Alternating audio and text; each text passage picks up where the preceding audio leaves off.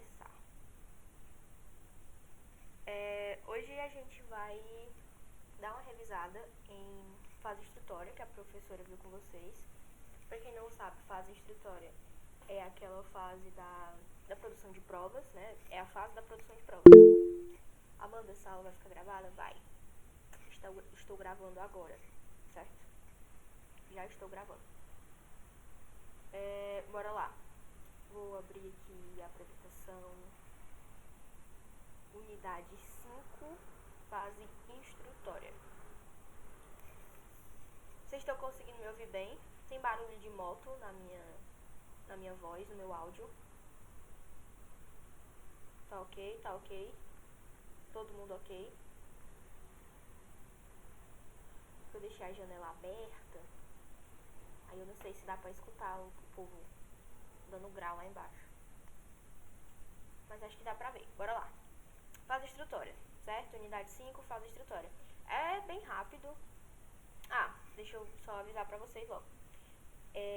Essa parte, tanto essa parte de fase instrutória quanto do próprio saneamento do processo, são unidades que a gente estuda muito pelo próprio dispositivo, ou seja, pela própria lei.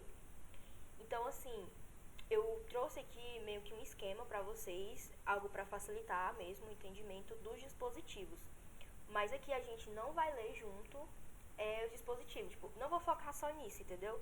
Não vou passar o tempo do GED inteiro só lendo dispositivo com vocês, só lendo lei, porque eu sei que para entrar na faculdade todo mundo aqui já sabe ler e escrever, né? Então, vocês conseguem ler uma lei sozinha, conseguem ler um artigo sozinhos, certo?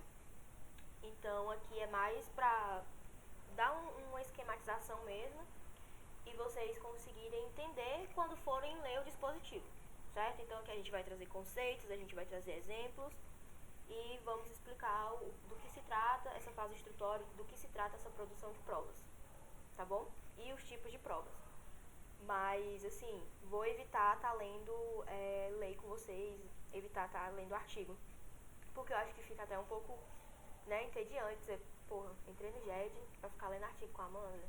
Não, vocês sabem. Beleza? Bora lá. Então vamos nos situar, como sempre, né? Iniciar o GED nos situando. Onde é que a gente tá? A gente já passou lá pela petição inicial, certo? A gente passou pela fase de saneamento, que foi o que a gente viu no GED passado, que é os atos, né, que o juiz faz para movimentar o processo, dá toda uma revisada e decide o que vai ser do processo agora.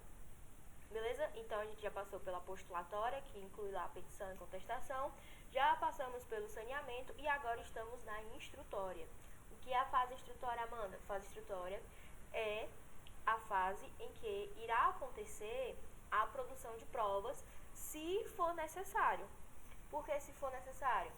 Porque nem sempre vai acontecer. Porque, por exemplo, se eu passei lá pela fase postulatória e eu já trouxe todas as provas necessárias, eu já trouxe tudo, né? Tudo que eu argumentei na minha petição, eu trouxe de prova. E tudo que o réu argumentou lá na contestação dele, ele também trouxe de prova, certo? Então, não há necessidade de realizar uma fase de instrução para um processo que já tem tudo necessário para o convencimento do juiz, certo? Então, assim, acontece quando é necessário, não é sempre. Beleza?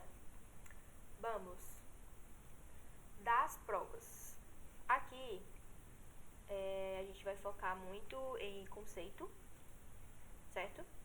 Conceito, qual tipo de sistema que a gente adota atualmente no Brasil, coisas que a doutrina traz sobre essa questão das provas. Bora lá. Aqui eu já vou começar mostrando a observação que eu coloquei aqui, que é justamente o que eu falei. Se chegou à fase de instrução probatória, é porque o que foi apresentado na fase postulatória, ou seja, na fase da petição inicial, na fase da contestação, não foi suficiente para convencer o juiz. E como assim o juiz, Amanda? Se eu trago provas para o processo, eu tenho um destino para essas provas, certo? Não é só para ficar lá dentro do processo. Não vou trazer, vou trazer porque tem que provar assim mesmo. Pronto. Não é isso. Eu vou trazer provas, certo? Eu vou trazer documentos, comprovações, etc. E as provas em espécies que a gente já vai ver, né? mas eu vou trazer com o intuito de ajudar na formação da convicção do juiz, certo? Então, o meu destinatário é o juiz.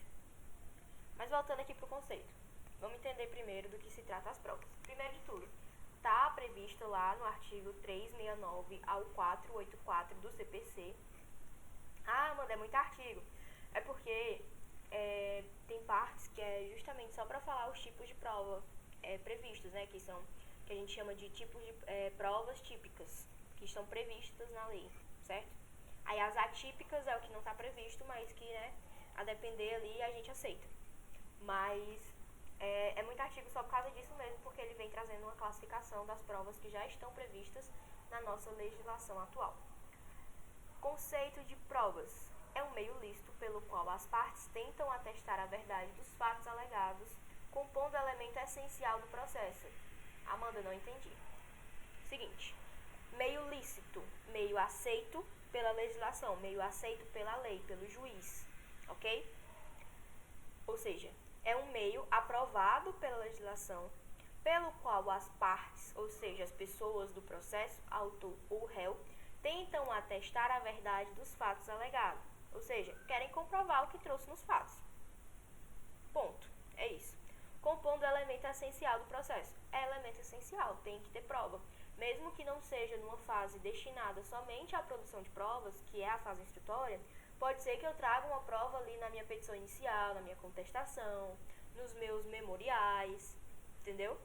Tenho que trazer provas, porque eu tenho que comprovar o que eu estou falando, eu tenho que trazer uma base para o meu pleito. Se eu estou pleiteando direito, eu tenho que comprovar por que eu mereço ter o meu pleito deferido. Show? Show. Ah, Amanda. Meu Deus do céu, tá passando carro de som do André. Acho que dá pra me ver. Pronto. Amanda, e como é que o juiz, ele aprecia essas provas? Como é que ele, tipo assim, de que forma ele visualiza essas provas? De que forma ele analisa? Lá, segundo o artigo 371, eu vou abrir aqui só pra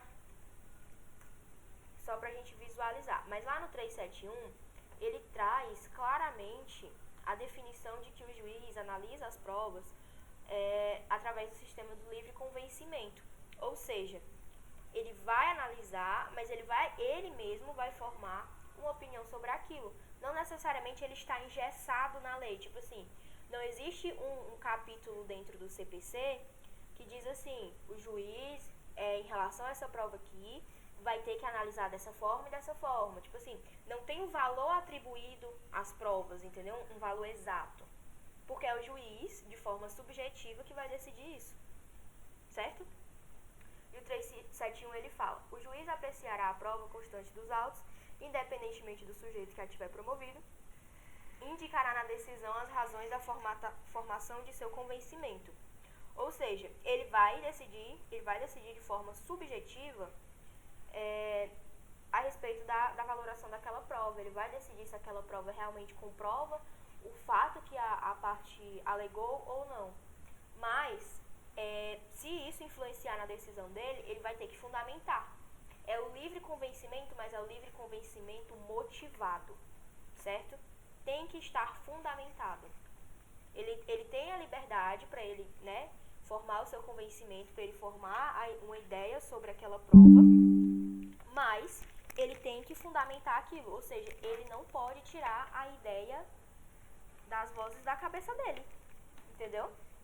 Tem que estar fundamentado, assim como tudo no direito, tem que fundamentar.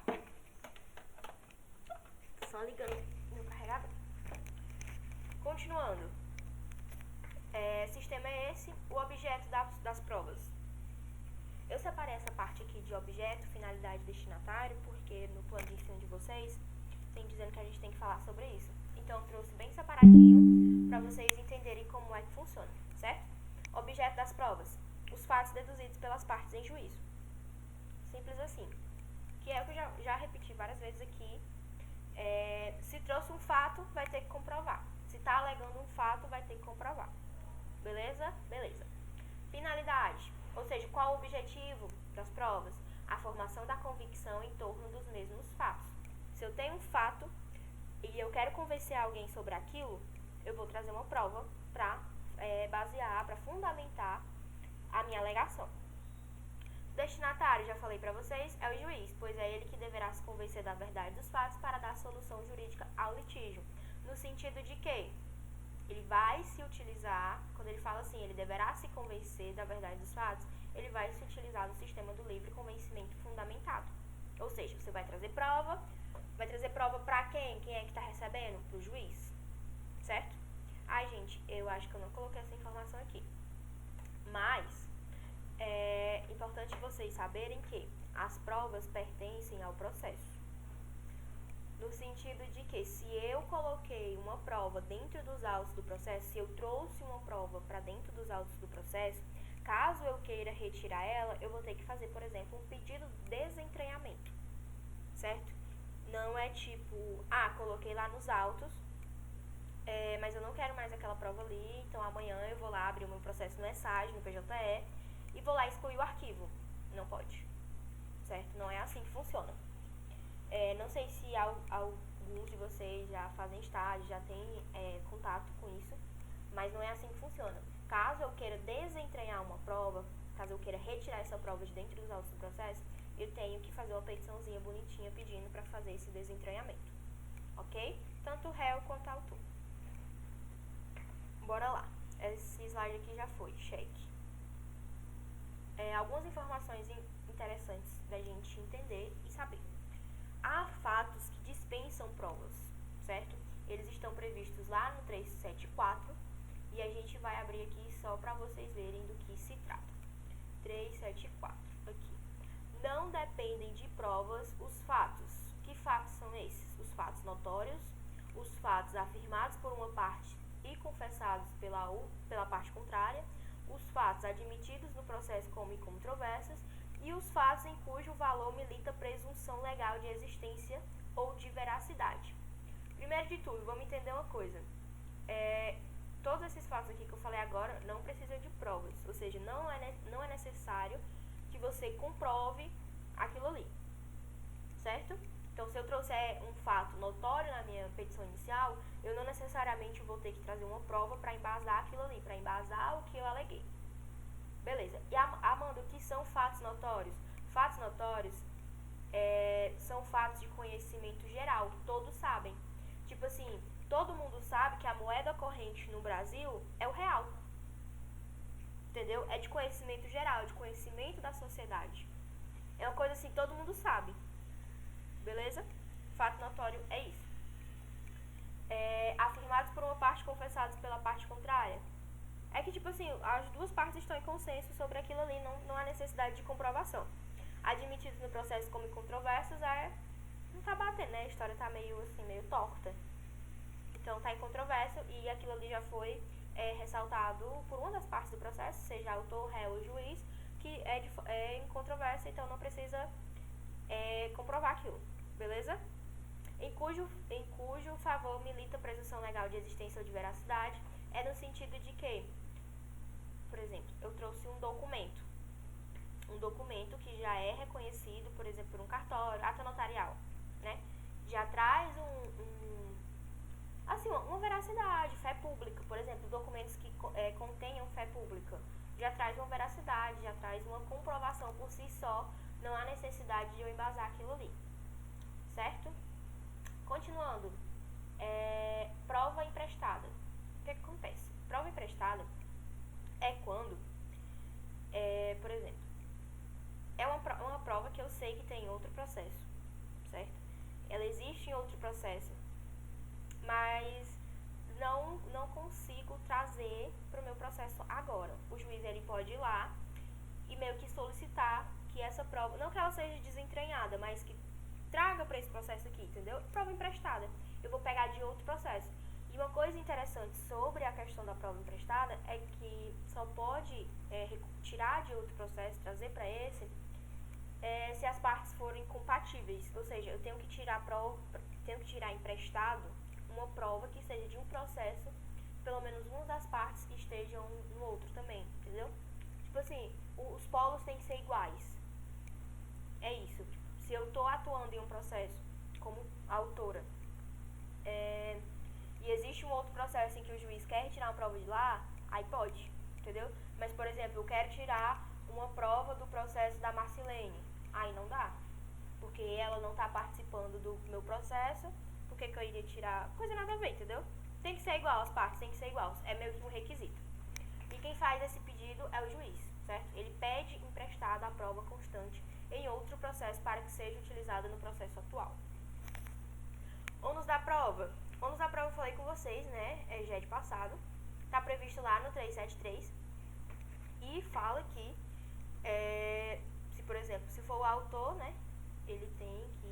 373, vou mostrar aqui só pra gente entender. Ó, a distribuição diversa do ônus da prova também pode ocorrer por convenções das partes, salvo quando... Não é aqui não. 373 aqui, ó. O ônus da prova incumbe ao autor quanto ao fato constitutivo de seu direito, ou seja, se eu aleguei um fato, eu tenho que comprovar aquele fato, autor. Ao réu quanto à existência de fato impeditivo, modificativo ou extintivo do direito do autor, ou seja, a comprovação para rebater um fato alegado pelo autor é responsabilidade do réu, certo?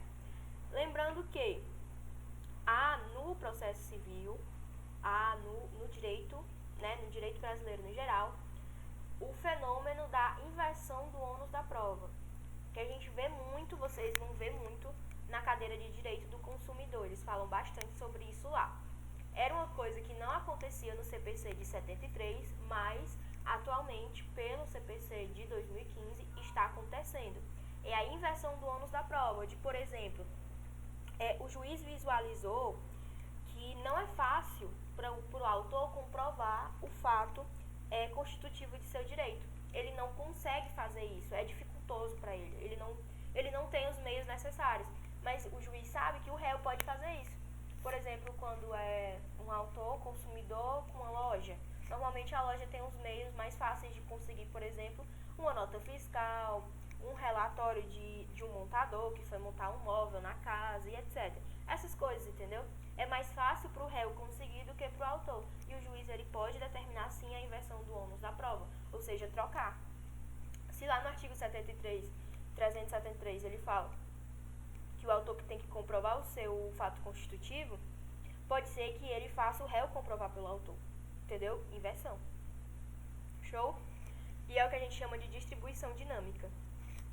Porque a padronizada, em regra geral, né, é autor-réu, que o réu vai tentar trazer provas que modifiquem ou extinguam o direito do autor, e o autor vai tentar trazer provas que constituam o seu direito, ou seja, que embasem o seu direito. E esse é a distribuição de regra geral. Mas pode haver uma distribuição dinâmica, que é justamente essa questão da inversão do ônus da prova. Pode inverter. Beleza? Produção antecipada de provas. É quando tem alguns requisitos lá no 381, que ele fala sobre, por exemplo, eu iniciei aqui meu processo, eu estou na minha petição inicial, e eu sei que se eu não comprovar, se eu não trouxer determinada prova para dentro do meu processo agora, pode ser que lá na frente essa prova não exista mais. Ou seja, tem um receio de que daquele material comprobatório suma, entendeu? Então, há uma necessidade da produção antecipada de provas. Pode acontecer. É só você entrar com a petiçãozinha pedindo, certo? Ou uma petição separada dentro do mesmo processo, ou na própria petição inicial, na própria contestação. Ok? É algo que acontece antes da fase instrutória. Beleza? Bora lá. Deu pra entender essa parte mais geral? Isso aqui é algo que meu geral de todas as provas, certo? Os aspectos gerais das provas no geral. Agora a gente vai entrar em provas em espécie, que são os tipos de prova. Deu pra entender essa parte? Reajam aqui com um legalzinho se tiverem entendido. Por favor. Yasmin, Alexa, Pedro. Show de bola. Sávio, Marcilene, muito obrigada. Vocês são muito interativos. Muito interativos, adoro. Ontem eu tava interagindo na sala só com a Rose, porque só veio ela e mais uma pessoa. Mas eu já esperava, gente. Eu não fiquei chateada de vocês não terem ido. Eu já esperava. Porque, assim, a professora liberou a chamada, né? Ia quem quisesse assistir o JET presencial. Mas se ela liberou a chamada, eu, como aluna, também não teria ido. Ainda mais semana de prova. Teria ficado em casa estudando. Tudo bem, eu entendo. É uma coisa assim... Assim, eu tava lá mais porque a coordenação não tinha liberado oficialmente vocês. Então, eu tava lá meio que pra dar aula no lugar dela, né? Mas assim, não fiquei chateada, já sabia. Como eu disse, se eu fosse aluna também teria feito a mesma coisa, não teria ido. Voltando, bora lá. Continuando. Provas em Space. Está lá a partir do 384 e a gente começa aqui com ata notarial. O que é ata notarial, Amanda? Vamos ver agora. Eu só tenho aula dela na sexta, eu fiquei estudando penal, minha prova é segunda. Tu ficou estudando penal e eu na sala tava fazendo as minhas peças de penal, que eu tinha que entregar ontem, de estágio penal. Terrível, mas tudo bem. Bora lá, ata notarial. Conceito: registro realizado por tabelião a requerimento para dar fé pública e atestar evento ocorrido. É no sentido de que já vou usar logo o exemplo. Eu tava no meu Instagram e período de política, né? Aí eu fui lá no perfil do André Fernandes. Taquei o pau nele. Não que eu faça isso, gente. Sou neutra, tá? Nem voto aqui, eu voto. Voto pra cá tudo. Taquei o pau no André Fernandes. Aí ele foi lá, ficou indignado. Ei, mulher. Ficou indignado. Ele registrou aquilo ali, foi lá no cartório e pediu pro tabelião, ou seja, fez um requerimento ao tabelião, pro tabelião atestar aquilo ali em ata notarial e dar fé pública para aquele documento, antes que eu apagasse o meu comentário tacando o pau nele. Entendeu? Então ali ele já produziu uma prova, ele já tem uma prova forte, uma prova muito forte, porque contém fé pública, e ele pode muito bem utilizar isso para entrar num processo contra mim, contra a minha pessoa. Certo? Deu pra entender? Ata notarial. Ata notarial é isso, é você pegar um documento, é você, por exemplo, narrar uma situação, levar lá pro tabelião, requerer, né? Entrar com requerimento e pedir para ele atestar a fé pública naquele evento ocorrido. Certo? Acontece muito em crimes de ódio, os influencers utilizam muito disso aqui. Caso um dia você vá advogar para um influencer, né? Porque o influencer sofre muito hate na internet. E aí, eles utilizam muito isso aqui, de pegar a print e levar pro tabelião, atestar a fé pública daquilo ali que aconteceu, daquela situação. Show? Show. Bora pro depoimento pessoal, então. Artigo 385 ao 388, como o nome já diz, depoimento pessoal. Certo? Conceito: depoimento extraído do autor ou do réu no momento da audiência de instrução, agendada pelo juiz após o saneamento do processo. Olha só, isso aqui já acontece dentro de uma das partes da fase instrutória, né? Que é a audiência de instrução. Falando nisso, galera, eu não trouxe aqui a audiência de instrução pra gente tratar especificamente sobre, porque além de não ser uma coisa que vai cair na prova de vocês, também não é algo que vocês já viram lá em soluções, né? Soluções? Não, soluções não, né? Mas que vocês já viram com a professora. É uma matéria que já tá batida, entendeu? Então, não ia perder o nosso tempo falando sobre a audiência de instrução aqui. Mas, basicamente, a audiência de instrução, como a maioria já deve saber, diferentemente da audiência de conciliação, a audiência de instrução, ela é utilizada pra gente entender o que tá acontecendo ali naquele processo. De tipo assim, eu preciso escutar o depoimento do autor, preciso escutar o depoimento do réu, de uma testemunha. É um momento de produção de provas, é uma audiência que serve para produzir provas, que normalmente são feitas através de depoimentos, certo? Aí o que fica lá comprovado na ata de audiência e tal. Tudo bem certinho, mas é uma produção de provas. E o depoimento pessoal é uma das coisas que pode acontecer dentro da audiência de instrução, certo? E o exemplo tá aqui já, o oitivo do autor ou do réu para localizar contradições. Depoimento pessoal. Confissão. relato de quaisquer das partes que contrariem seus próprios interesses. Ou seja, fiz uma merda. Aí lá no processo eu quis admitir isso, né? Então, vou lá e confesso. É o que a gente já entende por confissão, né? No senso comum. Está previsto lá no 389 do CPC. Um dos exemplos é, na ação de investigação de paternidade, quando o genitor reconhece fato alheio à sua vontade, ou seja, o vínculo com a criança. Esse exemplo é muito bom, inclusive. Por exemplo, o genitor, é uma ação de reconhecimento de paternidade, ou seja, ele tá tentando ser provado que aquele menino é filho dele, mas ele tá dizendo que não. Só que aí, a partir de um ponto do processo, ele diz assim, não, pra que eu vou ficar negando, né? Vou lá e confesso. Ou seja, vai contra o direito dele, contra o que ele estava pleiteando, contra o que ele estava contestando, mas ele confessou. Então, isso é a confissão. É o que vai contra o que você está contestando. Vai afetar o seu interesse, entendeu? É isso. Bora lá. Exibição de documento ou coisa, previsto no 396 ao 404. Conceito: demonstração de quaisquer meios de prova, imagens, áudios, extratos bancários, desde que haja prévia determinação judicial. A exibição de documento ou coisa pode ser feita por instituição, órgão público, pessoa física ou jurídica. Gente, uma coisa importante antes de falar sobre esse conceito aqui. Ele falou aqui sobre determinação judicial, certo?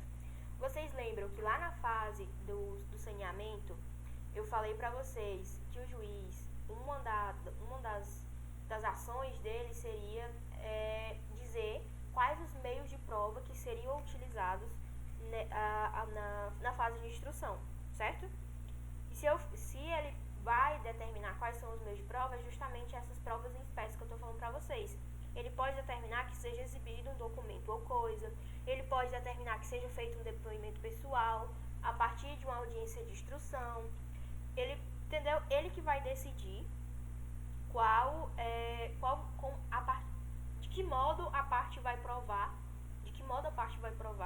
o que ela está alegando ali, certo? Então não adianta só você trazer uma prova que tenha valor, que seja reconhecida e tal, verídica, entendeu? Ela tem que estar de acordo com o que o destinatário, o juiz, pediu, certo? Vocês lembram que eu falei que o destinatário é o juiz? Eu tenho que levar uma coisa que ele tenha pedido. Não adianta eu levar uma coisa que o juiz não tenha pedido, porque ele vai achar que eu sou louca. Não necessariamente louca, né? Mas ele vai ficar, não pedi isso aqui, não determinei isso aqui. Então, provavelmente nem analisa, a depender do magistrado. Bora lá. Exibição de documento. Basicamente, é você demonstrar, né, a partir de imagens, áudios, extratos bancários, o direito que você está pleiteando. Inclusive, gente, existe até ação de exibição de documento.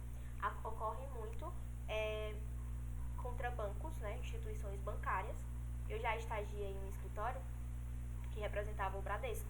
E a gente via muito isso de ação de exibição de documento da parte do autor solicitando que fosse apresentado um contrato de empréstimo que ele não reconhecia. Então, iniciava, né, com a ação de exibição de documento. Aí, se o banco não conseguisse comprovar que houve a contratação daquele empréstimo, aí já transformava a ação em outra coisa, uma ação de indenização ou coisa nesse sentido, certo? Mas existe ação só para isso, existe ação só para você demonstrar, exibir um documento, na verdade. Ok? Está previsto lá no 396. Seguindo, prova documental. Está previsto lá no 405 ao 429. Conceito: quaisquer meios que atestem a existência de um fato, normalmente expedidos por órgão público ou instituição formal. Gente, prova documental é o básico, entendeu? É quando eu levo, por exemplo, uma certidão de nascimento, uma certidão de casamento. Documentação normal. Nenhum segredo aqui. Documentação normal, que normalmente são as provas que a gente já atesta lá na fase da petição inicial, que já vai junto, anexada com a própria petição, certo? Olha, eu falei pra vocês, né? A maioria dos artigos é justamente só essa classificação dessas provas. Parece muita coisa, mas não é. Só uma besteirinha mesmo. 439 ele fala sobre documentos eletrônicos, que é justamente o que está acontecendo bastante agora, né? Antes, quando era processo físico, não acontecia muito, mas agora a gente está tendo bastante utilização de prints do WhatsApp, e-mails, áudios, vídeos. São documentos eletrônicos. Por exemplo, quando eu pego um processo, e esse processo é uma indenização em face de um mercantil, porque fui assaltada no estacionamento do mercantil lá e tal, e pega as câmeras. Nesse caso, inclusive, seria um caso de inversão do ônus da prova, porque, por exemplo, quem tem acesso às câmeras? O dono do mercantil. E quem está precisando desse vídeo, quem está precisando comprovar que foi assaltado dentro do estacionamento? O autor. Seria uma inversão do ônus da prova, certo? O autor iria demonstrar que existe uma prova constitutiva do direito. O autor não, é o réu. O réu iria demonstrar que existe uma prova constitutiva do direito do autor, ou seja, ele ia ajudar ele. Ele ia fornecer a prova que iria ajudar meio que o adversário, né? Prova testemunhal. Está previsto no 442 até o 463, meio de prova pelo qual pessoas trazidas ao processo pelo autor e pelo réu relatam que por elas foi presenciado. Gente, o que a gente já sabe, né? O que acontece. Testemunha. Lá na audiência de instrução, ele faz um arrolamento de testemunhas, né? Na petição inicial, na contestação ou em qualquer outra petição antes da audiência de instrução, faz o arrolamento das testemunhas. As testemunhas comparecem à audiência de instrução e lá dão o seu depoimento, que se torna uma prova testemunhal, que está justamente aqui no nosso exemplo. Oitiva de testemunhas em audiência de instrução. Prova pericial. Está previsto 464 ao 486. 86? Não é 86, não, acho que é 484. Tá errado isso aqui, mas vou ajeitar antes de colocar no teste. Conceito. Laudo técnico emitido por perito. O nome já está dizendo, né? Prova pericial é produzida por quem? Por perito. Certo? E esse perito, importante lembrar, o perito ele é auxiliar do Poder Judiciário. Se espera a imparcialidade dele, é uma pessoa que fez concurso, que está lá, ou seja, funcionário efetivo do Tribunal de Justiça. Quando eu estagiava no TJCE, uma vez eu tinha um caso lá, eu não lembro exatamente do que era o caso, eu acho que era perícia grafotécnica, alguma coisa assim. Amanda, eu vou ter que sair mais cedo e ver a matrícula no teu privado? Sim. Gente, quem eu não respondi do GED passado sobre a presença do GED é porque eu ainda não atualizei a frequência de vocês. Mas assim que eu estiver atualizando, eu vou mandar um okzinho pra vocês que foi confirmada a presença, tá? Não se preocupe, eu não deixei ninguém no vácuo, é porque se eu for responder vocês agora, eu vou perder as conversas, porque eu não tenho o número de todo mundo salvo, enfim. Bora lá. Prova pericial. Sim, minha experiência do TJCE. Eles têm um sistema que você meio que sorteia, né, aleatoriamente, qual o perito que vai ficar responsável por aquele caso. Então, assim, não é que as partes escolham, porque se as partes forem escolher, pode ser que haja um desvio ali, que haja uma parcialidade por parte do profissional. Ou seja, meu primo que foi nomeado perito, que eu que indiquei ele. Não pode ser assim, porque tem que tratar de uma imparcialidade dentro do processo, tá? Então o TJCL possui um sistema, meio que faz um sorteio desses peritos para auxiliar dentro do processo, para elaborar o laudo pericial e tal. O perito precisa apresentar sua análise ao juiz pelo menos 20 dias antes da audiência de instrução. Show de bola. Isso aqui é mais específico, vocês mesmos vão identificar lá nos artigos quando vocês forem ler, porque eu tenho certeza que vocês vão ler esses artigos aqui. Inspeção judicial é a nossa última prova em espécie, que fala sobre a fiscalização pela pessoa do juiz de local, coisa ou evento para vistoria de eventual autorização. Por exemplo, alvará de funcionamento de casa de show. Gente, quando eu tava vendo isso aqui, a única coisa que eu lembrei foi da Boate Kiss. Vocês lembram que a Boate Kiss surgiu uma história de que tava com alvará vencido ou era comprado, alguma coisa assim. Não lembro exatamente do que. Mas é claramente um exemplo disso. Provavelmente nos autos do processo da Boate Kiss, eles devem ter levantado essa questão aqui da inspeção judicial, da questão do alvará do estabelecimento, certo? Um exemplo muito clássico. Eu acho que... ainda tem um slide. Pronto. A inspeção judicial ela é a última prova em espécie prevista lá no CPC. Lembrando que provas em espécie são provas típicas, provas previstas na legislação. Pode ser que você, como advogado, esteja atuando em um processo e aconteça de haver uma produção de prova atípica, ou seja, prova que não está prevista na legislação. A depender do caso concreto, a depender do juiz, pode ser que seja aceito ou não, certo? Vai depender da análise do magistrado, do caso concreto, enfim, questões subjetivas. Mas as provas que estão previstas no CPC foram essas que a gente viu agora, beleza?